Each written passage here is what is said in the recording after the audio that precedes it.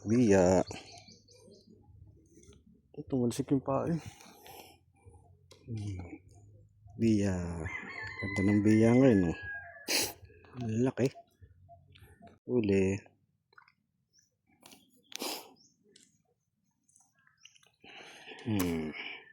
Biya uli. Laki ng biya ngayon. Po namamatay ngayon ang isda. Pag pumainit. Ito, biya uli. Ganda ng size ng biya oh.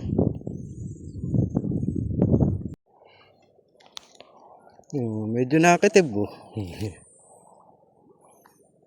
Mga pangyanuhan lang.